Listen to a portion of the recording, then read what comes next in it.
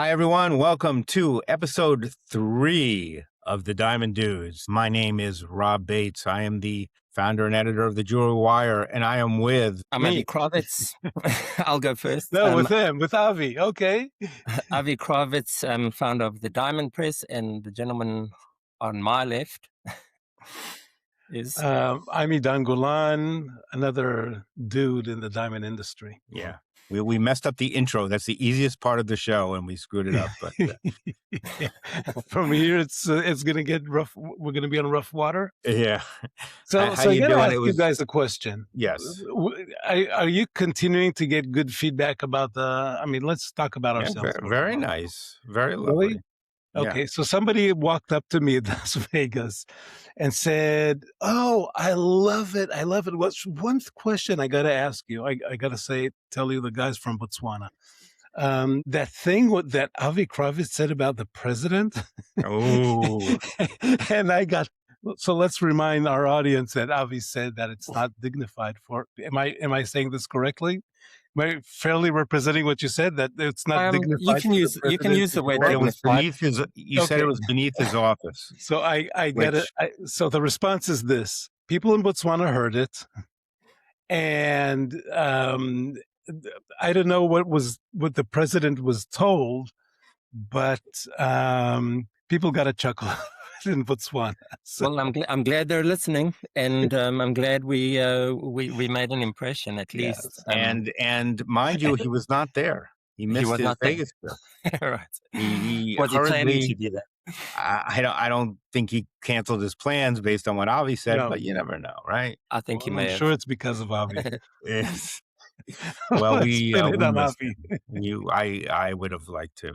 Well, I mean, it brings up a point on how the producer countries are positioning themselves, and I wasn't in Vegas either this year, and maybe that's why he didn't. Presidential of you beneath your office. But my understanding is that there was a more sort of structured presentation of the producer countries in Vegas. You know, Botswana in particular. Angola, I know, had a presence there. Rob, you wrote about it this week. What was your impression on their positioning within that market? So the House of Botswana had this similar thing, and I had a interview with Al Cook and with Minister Kenawendo. Namibia had this kind of conference, and then they had a later panel, and then Angola had a panel, which I did not attend, unfortunately, but they had something else. And so they all had nice booths. I mean, I think it's nice. I think it's great that they're talking more for themselves and presenting this information more for themselves, as I wrote today, and I still believe. I think at some point it becomes a little repetitious and kind of preaching to the choir and preaching the same thing over and over again. And I think it is important for them to have a trade presence and for them to talk to people in the trade. And actually, I did a lab-grown panel on Saturday, and I would say maybe at least 10 people were from producer countries. So they want to understand and they want to know what's going on, which is great. I think you have to be very mindful of who your audience is. And it's important that you not necessarily just talk to the same people who agree that diamonds are beneficial to these countries or can be beneficial to these countries, but to the outside world. So that's, again, I think it's, I think it's very nice. I enjoy meeting them, and the Angola gave me this cool fan and a handkerchief, and but I think in the end, it's really we're not. For interrupting. Yes, I think that you're looking at it you should be looking at it at a strategic level. All three countries made a strategic decision. It's not a coincidence. These are companies vying for De Beers. They want at least part of the stake. These are countries that are, at least two of them, Botswana and Namibia are making a lot of money. I mean, it's an important source of income for them. And Angola is in many ways a very independent country in terms of the diamond trade. Yeah, I And was actually they gave out a pamphlet, and I was very surprised that diamonds are only 2% of Angola's GDP, which is yeah, they have obviously oil, they have much lumber. smaller I than mean, Oil is very highly yeah, weighted. yeah. No, So I you mean, take it's a away oil very and diamonds go resource up. rich. It's a very resource rich country, kind of like Russia. They have, or Canada, that has practically everything. But they want to play a bigger role in the diamond industry. They want to have their own exchange. They want to have, they already have polishing facilities. They want more. They want to be a trading center. They want to play a role. And as such, one of the things they need to do, and I think it's a very smart thing of them to do, and that is to being present in the market, meeting everybody as much as possible, because they know that JCK is a great place to meet traders, manufacturers, site holders, retailers, understand the market. I can tell you that I was asked by all of them.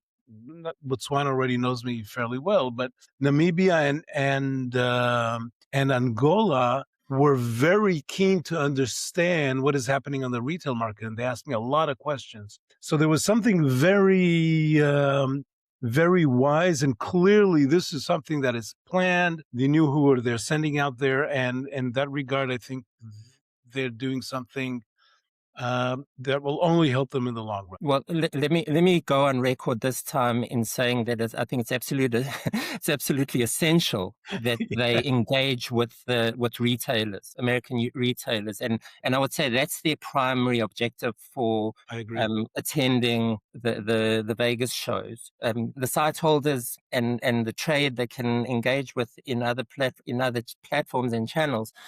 But the show, the JCK in particular, is essential for them to engage with retailers, and it's not yeah, about. I don't know how much they did, but Well, great. that I think is the underlying point of what I said in the last episode regarding the president, that it's not his role to sit with retail jewelers and talk about Botswana. There should be a whole team out there only focused on that in Vegas. And so as I said, I wasn't there. But that's the Vegas opportunity for these producer countries. They want to tell their story, and their story is the incredible work that diamonds and contribution that diamonds do for make to those countries, particularly Botswana. And they want retailers to tell that story to consumers, and this is the prime opportunity to do that. So that was really my point. That there's no other reason to go to Vegas but to engage with retail jewelers in particular.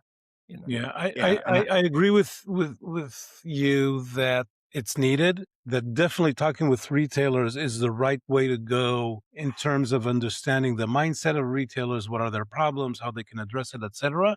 Maybe the tactic, the way that they did it, the training of the people before they got there. What are the topics they should discuss? How to engage with this audience might have been a misfire, but for Angola, it's the first time. Namibia, I think, we had the a second time, very small second time for second Angola. time for Angola. Yeah. Namibia did it a few times. Botswana is definitely already well versed in that, and you can see the ministers going from place to place, and there are cameras and people running after her. So Botswana is already doing it well. And it's just a matter of experience, Think about the first times that we went to JCK. I can't remember. And Russia used to do it, of course, back in the Yes. day. And And that Canada, to some extent, used to do it. So Yeah, Argyle used to do it. and that's the extent of where the market is going. It's going to be Angola, it's going to be De Beers, it's going to be Alrosa, and those are the three major forces for us. Well, let me ask you something about their presentation, because I think in particular for Botswana, the next step is to actually offer them. What is, to your understanding, the House of Botswana? Are they developing a brand out of that? Is it going to be something that retailers can partner them on, or is it just a marketing sort of efforts to get the It's name actually a Botswana good out there? question. I don't know. I know that they wanted in the past. The previous administration, the Masisi administration, was gung ho on that. De Beers did not like it. I remember Bruce sitting and telling them nobody knows where Botswana is on the map, let alone that it's in Africa. But I don't know what their thoughts are today, Yeah. I where they want think, to go. yeah, I mean, clearly they want to, they feel they have a marketable story, or uh, they've heard they've had a marketable story, or people have told them they have a marketable story. So I mean, obviously, Botswana will play a crucial role in this De Beers Origin brand that they're launching as a proprietary brand. And there was also talk of Okavango doing something as a Botswana brand. So I don't know exactly what House of Botswana means, or how that's supposed to, what people are kind of supposed to take away from that. But I do believe they want to uh, raise the profile of the country, certainly in the industry. But I think a lot of people in the industry know it already. But I think But that's one of the goals. when we say they need to be engaging with retail jewelers, what do they want from retail jewelers? They a jeweler can't claim that Sympathy. every diamond that they're presenting has its origin in Botswana. So my feeling is that they need to present them with some sort of a program that they can sell to retailers, that retailers can partner with them and tell their wonderful story. And maybe that's the next phase. These programs are touch and go sometimes, and very tricky and complicated. Just ask De Beers with their Forever Mark program. But when we talk about strategic goals and planning, I'm wondering how does Botswana take that next step in their sort of branding of the country? Yeah, and they were very big on this running thing, which they give out, I think, a diamond medal for some running competition, which Right. The sports relay. kind of goes over Yeah. my Well, head. they So got. I mean, they won national, international recognition, and I think it's more an issue of national pride than diamond industry. But I If, mean, to if go I'm to not, the if I'm not United States and say we have great athletes, you know. I think they're hosting the African Athletics Championships or something to that effect, and so part of that whole Yeah, hosting yeah. is the medals. But sort of changing course a bit, you guys were there in full force. What were your impressions of the Vegas shows in general? I thought that it was a fabulous show for everybody. I mean, for retailers who found what they were looking for, and at much, I don't want to say low prices, but at very reasonable prices, because the prices are coming down. Not just gold, but jewelry as well. We saw a lot of great designs. I think it was a terrific show for jewelry manufacturers and for the diamond folks, lab and natural. And I can tell you that for a lot of service providers like myself and many others that I spoke with that are in marketing, in planning, in AI, in strategy, whatever it is, everybody walked out of the show very, very happy. I mean, far more than what I've seen in years of going to the show. So in that regard, I think it was terrific, and there were a lot more people. So I mean, the retailers had an expectation to close deals, and they came to do business. People didn't come for fun. Yeah, well, I would agree. It seemed like a very strong show, a very crowded show, a very active show, a very upbeat show. I mean, and I would agree, probably one of the most crowded shows that I've seen in a long, long time. Um, I think what was interesting, I think there's this dialogue that's kind of been going on underneath the surface, and it kind of reached the surface in Vegas a little bit about how, you know, just to give an arbitrary number, that diamonds under, let's say, 2 carats, natural diamonds under 2 carats are not really selling that well and are very weak. And, can the industry survive on just the higher end goods, which I think a lot of people feel is going to be very challenging. So I think that dialogue was definitely more out in the open. And it was, I know Rappaport was going on, oh, you should only sell goods to rich people and stuff like that. But I don't think people find that a very practical uh, plan unless unless the high end goes so strong. And, along those lines, I will say that, all the stuff about the K-shaped economy, I mean, we see it so much in the statistics and the statistics you put out and the statistics the Edge puts out. It really is so bifurcated in that so many items, the average price is going up and the unit sales are going down. And that's kind of the general Yeah. tale of the jewelry industry. Lab grown is probably the only exception where Yeah. it's more of a unit sales increase than an average price increase. We tend to look at it very much from a diamond or jewelry industry perspective, but I think there's an element that is at play here, and that is what is happening to a very wide demographic in the American consumer market. I just ran into some research released by the Federal Bank of New York, where they're talking about the delinquencies and paying credit in auto loans, in mortgages. And if you think of the typical, say, bridal buyer, right? The bridal consumer, they still have student loans. They definitely have car loans, especially if they live in California.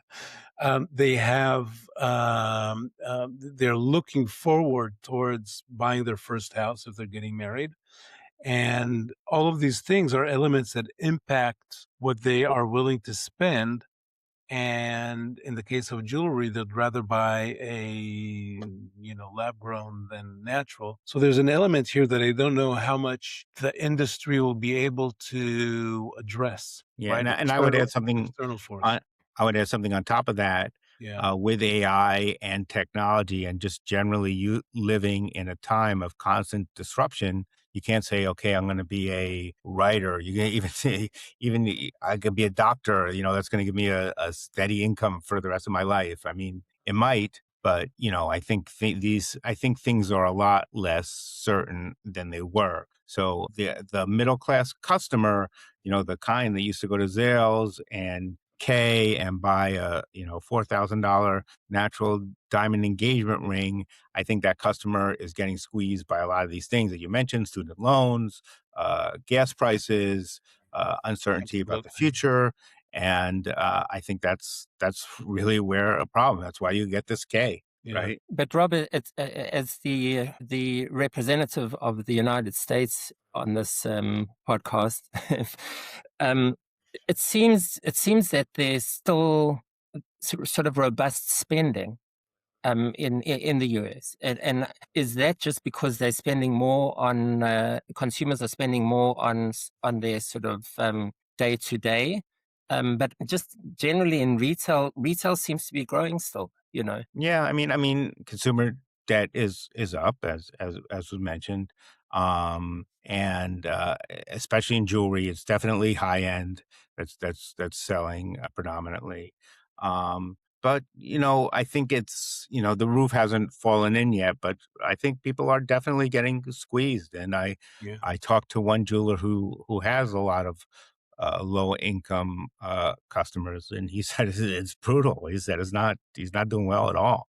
So I Because think they're buying less. because they're buying less, yeah, because that's the toughest part of the market. Yeah. We at So Tenoris are seeing a sharp drop in the $500 and below price points. And anything, I mean, gold, lab, whatever it is. In the one area, actually, pardon me, lab is the only one where there's an increase. Yeah. Um, But people in America do like to spend and do like to shop, and I think it's very hard to get them out of that habit, even when they have these kind of crushing debt. But Yeah. I think Well, I think it's an issue, and a lot of the people like Walmart and Target. I mean, these are fundamentally, these are discounters. So I think it's not a great economy. It's not the worst economy I've ever seen. 2008 and yeah. 2009 was probably the By worst, the way, but 2008 started with low-income people stopping to pay their mortgages. So if we get looking, it's very possible. I'm not saying this with hope, right?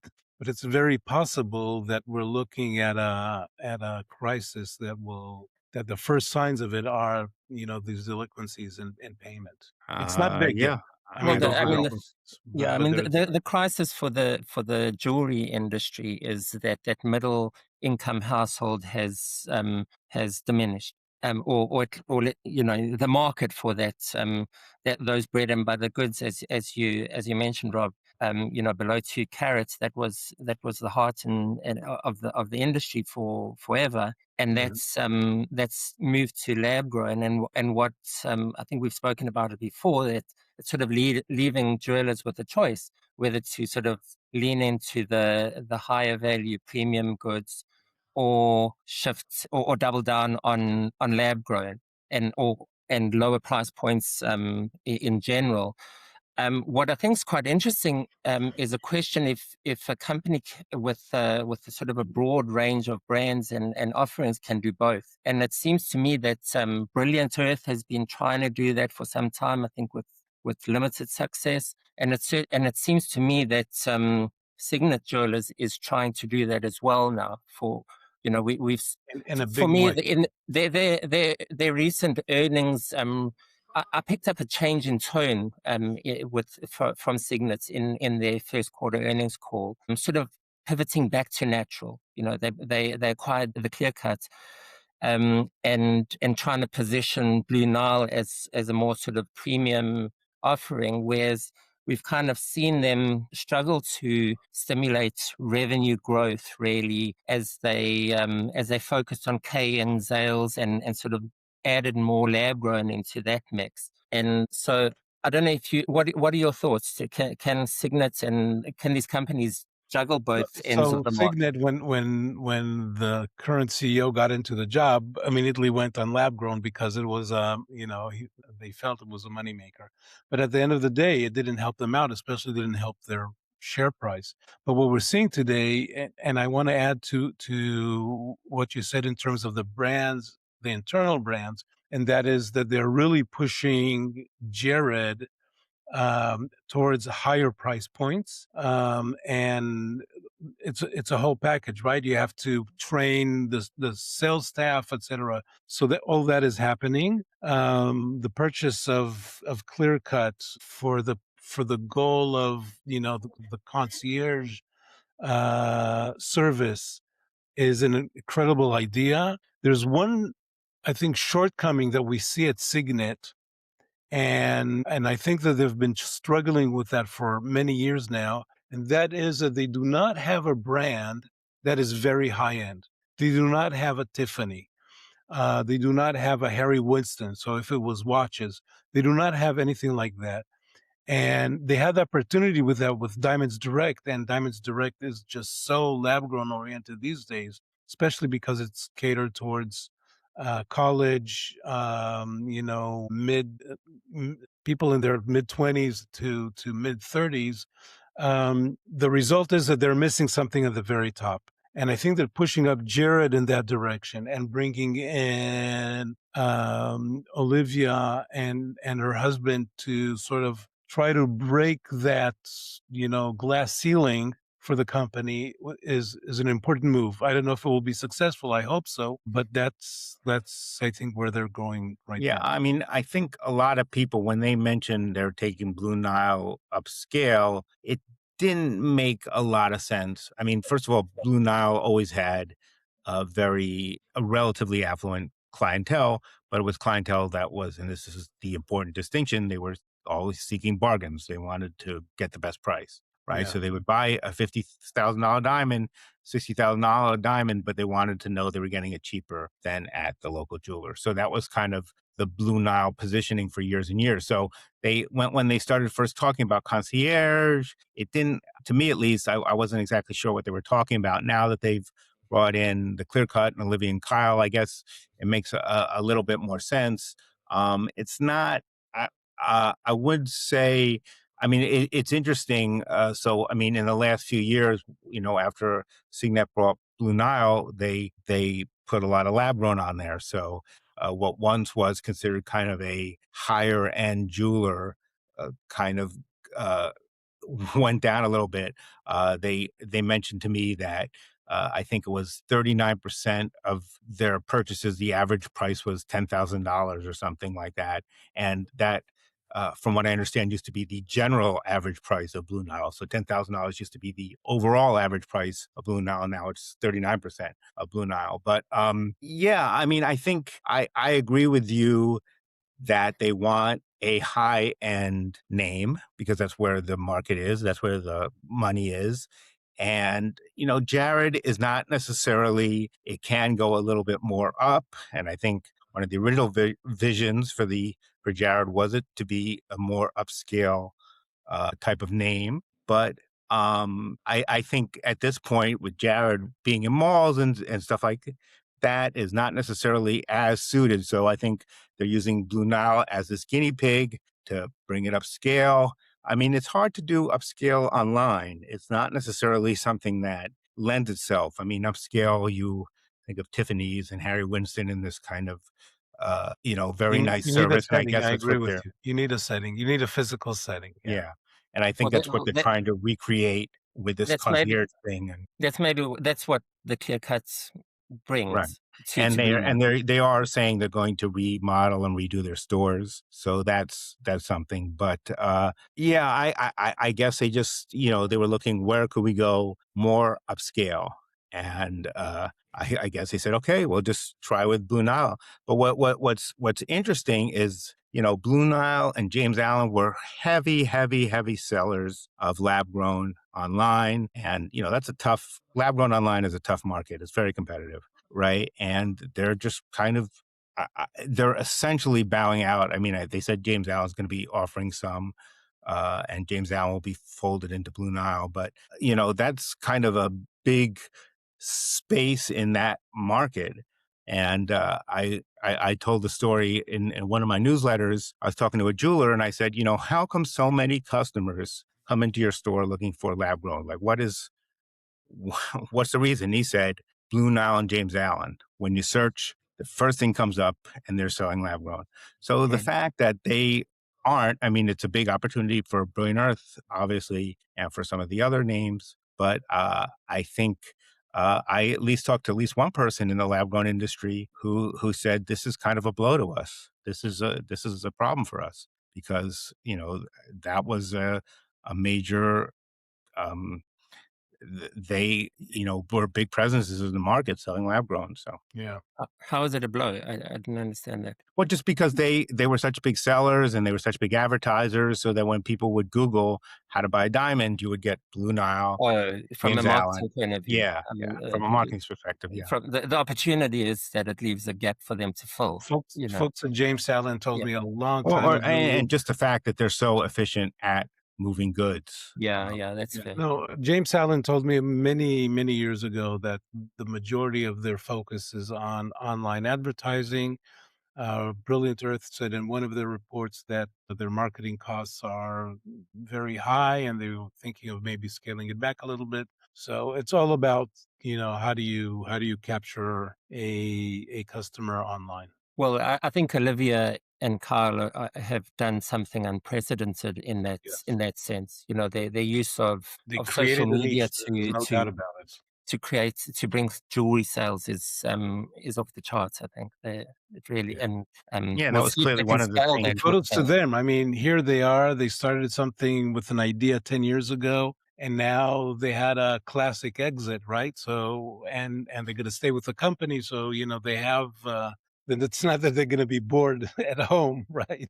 Yeah. So I salute them both for a very hard job and successful turn Yeah, everything. and I mean, we'll see how it goes.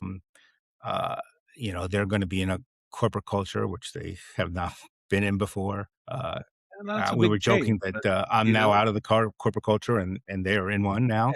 But but that's an opportunity, and yes, these both of them are very smart people. yeah, and they're It's very an nice people. opportunity. I They're like them going a to lot. learn a different way of running a business. They're going to learn about thinking of very large scale. They're going to find themselves with a lot of new knowledge in managing themselves and a business, and I think it's only a matter of time until they will come out with a new venture and something that the diamond industry will hopefully benefit from. Well, it's also a bit of a challenge for Signet, which to my mind is sort of the ultimate corporation within the industry. Yeah. Maybe De N- Beers And now they competes, have two stars but on their hands, well, huh? yeah. So how do they give them the creative freedom to continue with their journey It's always a or do they have to tick all the boxes that Signet They have to require? run it by somebody. It can't just Yeah, be like, "Hey, I I'm mean, putting this out." Yeah. yeah. So that'll be interesting to watch, I think. They definitely mixed it up as far as lab grown, uh, and Signet is probably one of the biggest lab grown sellers in the world. So there could be some interesting tension Yeah, there. but you But know I what? hope, I think but I like them a lot, and I wish them. Signet Yeah, but is definitely making a push towards natural. De Beers is very strongly supporting them in that approach. So the connection And to be is not fair, I going. mean, JK's predecessor, Jenna, also made a pitch towards natural, or was supposed to, or Yeah. tried to, and I'm not sure. I felt it was a bit tentative. I think she saw the growth in lab grown that it was offering. But I think we also got to remember that consumers don't know the name Signet. They know the name Kay and Jared and Blue Nile almost as separate entities. So it's a matter of managing lab grown and natural within the corporate structure, but they can still focus at K on selling lab grown, and Yeah. we talk trade speak, but that's not what they're marketing. yeah, I think it's like If I had LVMH has. any advice for Signet, I'll say find a Tiffany, to buy, two, separate lab grown from natural, have a brand for this and a brand for that. And hire me to consult you. Oh, there you go. uh, Kidding. at several $1 million a year. Yeah. Um, No, take out why are you throwing numbers? Don't lock me in a corner. $500,000. As long as we're talking lab grown, do we want to talk about? I feel this topic has been talked a little bit to death, but I know What, there's been Russia? a little news about nomenclature and what the African diamond producers want to do and what Russia So what just are did. your thoughts about it? My thoughts? Yeah. Um, it's not really my thing. I think you should make a positive, affirmative case for But your thinking. product rather than. I can understand. Obviously, if you force somebody to call something synthetic, it's probably going to hurt. I get that. Yeah. And I think it's not like either side is all that innocent in this. I think the question Clearly. is, why did they do that? Right? Because it was, we both, I think Avi did too. We looked at, this is a massive document talking about medicine and how do you talk with retailers. And I mean, how do manufacturers talk? What do they tell retailers? What retailers tell consumers? This is a very wide encompassing decision on the part of the Russian authorities. And I'm wondering, I guess that in the process We they should spoke. mention that they're um, mandating that they be called synthetic. Yeah. So, Yeah. but so obviously, this is actually the point I was about to make. They obviously spoke with players in each market, so medicine, etc.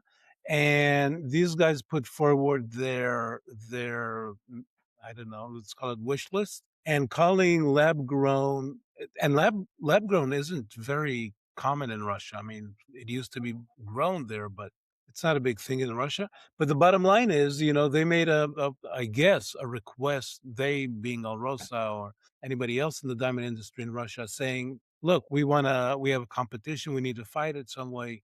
And we're seeing this in other countries. I mean, the high-end companies in France put a lot of pressure on the French government to sort of belittle lab What grown. high-end company do you think that was? In Russia, in In France, France, yes. in France, it was LVMH. Yes, yes. Yeah. I thought it was Kering actually. I thought Kering Oh, was Kering? yeah, that was my You know what? I'm but sure they had a both. discussion between them Yeah. and sent the lobbyists forward. Why this is an interesting story, I think, is because the big prize for the natural diamond industry is the United States, and so with the African producers and President Boko also saying in an interview that he wants to push this in the United States, this stricter distinction between natural and lab. And I had a brief back and forward with Sarah Yude from the Jewelers Vigilance Committee. And I asked a question, and she mentioned that the jewelry guide of the Federal Trade Commission is generally sort of reviewed or up for review every 10 years, and that would be in 2028. And I'm just wondering if there's the sort of political will um, or trade will to push this agenda in the United States, and it would require the US trade to sort of start lobbying on this issue. And that's why I thought it was interesting. Russia's a small market, of course, but it's kind of sets a precedent, that maybe the US can build on. And I have a feeling that De Beers might adopt this, and the Signets of the world, if they are, doubling down on natural again, that they might take this on as an issue with the eye for the FTC to sort of rejig its approach to lab grown. Well, if you notice that De Beers will use the phrase synthetic lab grown diamonds, that's kind of their automatic go-to phrase. They don't call them synthetics. They don't call them lab growns. They say synthetic lab grown. I think obviously American politics is very So you take the hammer and you just yeah. go down on it again and again. Right. It's synthetic and lab grown. Okay. Yeah. I would say American politics is very unpredictable right now, so I'm not going to make any predictions. I'm not sure what's going on at the FTC. It used to be a very kind of clear decision-making process, and now we see all sorts of decisions made kind of on the fly, and you don't necessarily understand it. That said, the case law, allowing, which goes back to Tom Chatham's father, allowing them to be called created emeralds, and then eventually, I guess, lab-grown and lab-created emeralds goes back decades. And people think that the FTC in 2018 changed it. It really didn't change much. It said synthetic is no longer recommended, but it didn't say you can't say it. It didn't say so the idea that they would take a phrase that recently they said we're no longer recommending it and make it mandatory, to me seems like a long shot. That said, U.S. politics is in a very odd place right now, so I'm I don't want to predict, tell you, but in the diamond industry, among miners, there was a lot of criticism over how what is it called, DPA, the diamond producers, the earlier version of NDC, and the way they handle it, and the discussions with the FTC. I heard some conversations among them about it, and I mean, miners were pissed off, to say the least. I mean, in a polite way, but Well, they were all members of the DPA. yeah, So but it was their organization. the DPA represented the industry, and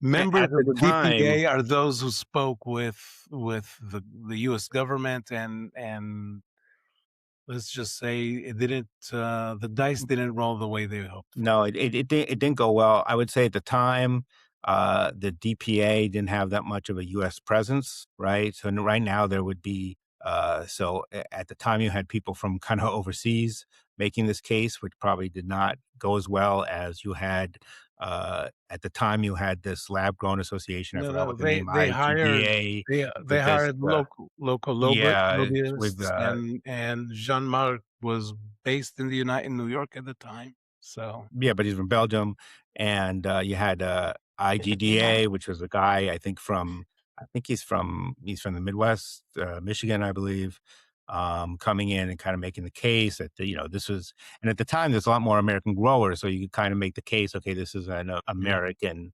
Diamond Foundry industry that you're." was the one pushing it on the other side. Yeah. So I think at the time. That said,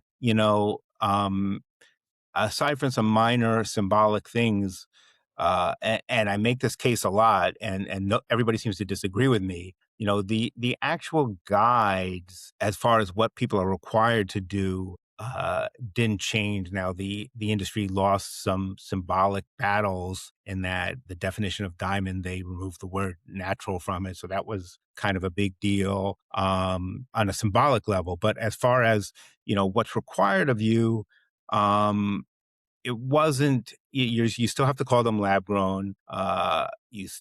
And if you choose to use another term, and people have used all sorts of kind of fancy, fanciful terms that we're not.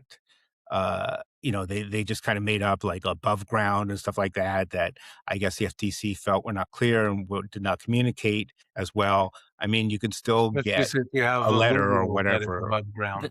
The bigger impact would be if there's regulation governing the use of the 4 Cs.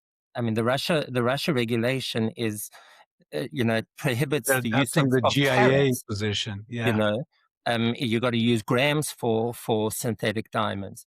And I can definitely see a scenario where, you mentioned the GIA, that the GIA gets on board with pushing this, that sort of regulation But in the but United but States. That will be a game changer, frankly. if the GIA makes that case, you're saying to Yeah, the. well, I can see a scenario where the GIA would come on board to make that case. They're moving in that direction anyway. Certainly with color and clarity. Yeah, my Um, my sense is that it's a long shot, that this has been going on for at least a decade, and it's kind of hard to reverse the trajectory. So I don't see it happening. Yeah. By the I way, understand. the term that consumers in the United States use is none of the terms that we use in the industry. You know what's the most popular term for lab grown in the United States? What, Lab diamonds. man? Well, that's. I think it's definitely what the trade use. I mean in You sell multiple lab. You more sell yeah. lab. Yeah. So So, yeah, my sense is it's a long shot. I don't see it happening, but hey, yeah, pay you never attention. know. And I think it would. Look, if those Russian regulations are definitely meant to make lab grown diamonds look bad. I mean, there's no question. You have to call it. You can't even call it it, polished. You have to call it polished rough.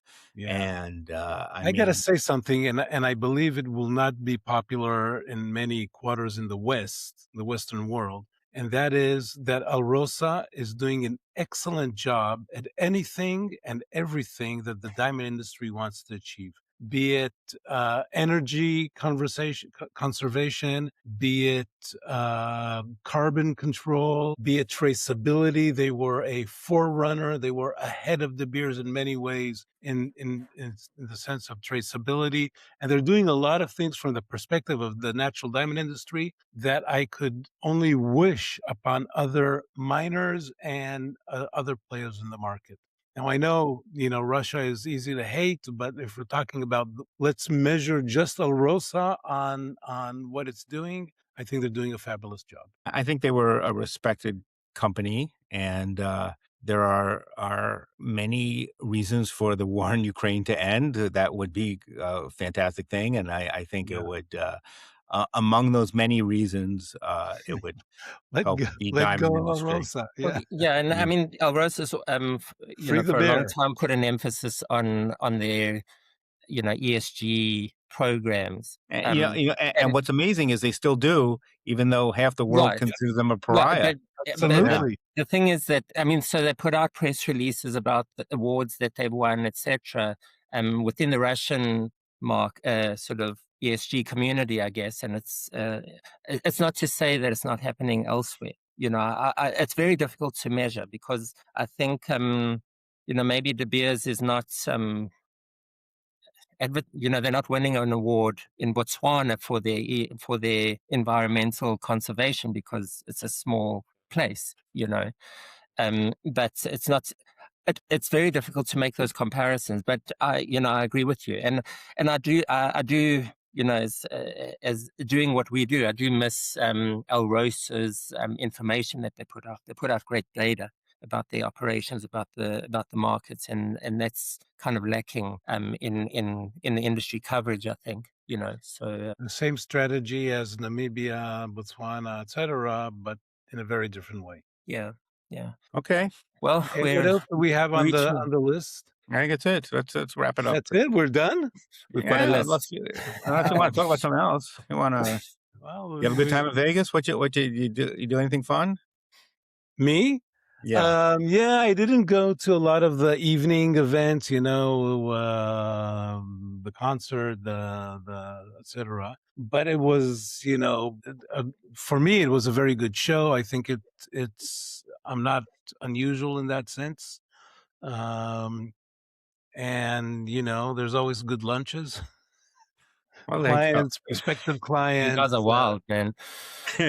What did you do? Well, Rob? what happens in What was the Vegas? highlight? As my Special gray point of hair view. can tell, it's all about running around. Yeah, I agree with you. Okay.